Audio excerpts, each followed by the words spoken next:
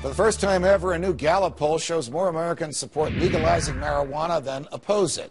Despite the increasing support for legalization, the federal government, no surprise, has launched a vicious campaign aimed at medical marijuana dispensaries, their landlords, the TV stations, and even some of the newspapers that run their advertisements. Our next guest has campaigned for the legalization of medicinal marijuana for years. The great Montel Williams joins us now. I say great. It's a pleasure to have you here. You must be concerned that notwithstanding the popular vote that has legalized medical marijuana in many states, notwithstanding the many, many patients who've had their disease symptoms diminished by the use of it, of which you are one, the federal government has changed course and is now going after the dispensaries and distributors and even the people that carry their advertisements. What's going on? We are torn right now as a nation. One, because we're not elevating the conversation to the level that it should be. We should be talking about the science related to this plant-based medicine and having real legitimate conversations based on findings and facts that the federal government has already found themselves. Because I think the last time I was here I showed you that the federal government owns the patent on some of the chemicals at work. Right. So, and even owns some of these dispensaries. Correct. Well, in some ways. And so what's so crazy, they have their own program at the University of Mississippi. But what's so crazy about this is that the feds are only doing what they really have to do. Unfortunately, some of this industry has been hijacked by people who don't give a damn about people like me who are patients. All right, you have MS.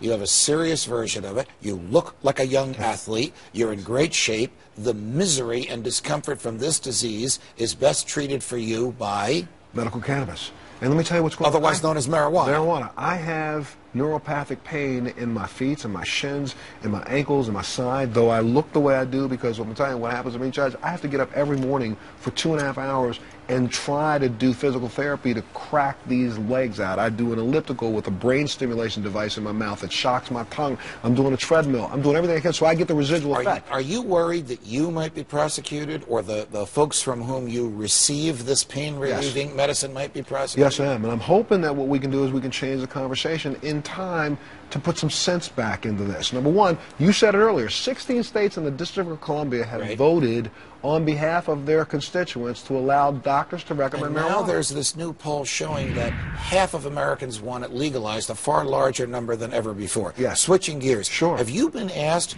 by a foreign government to come to that government and view their hospitals and even testify to the government about the effects of medical marijuana on you? Let me tell you what I'm going to do next week, because all the research that we talk about here in this country comes from a scientist in Israel who identified THC about 18 years ago. His name is Dr. Meshulam. I'm going to Israel next week at invitation of the Department of Health and several other organizations. I'm going to visit with every hospital in Israel that allows for patients to consume medical cannabis in the hospital for their malady.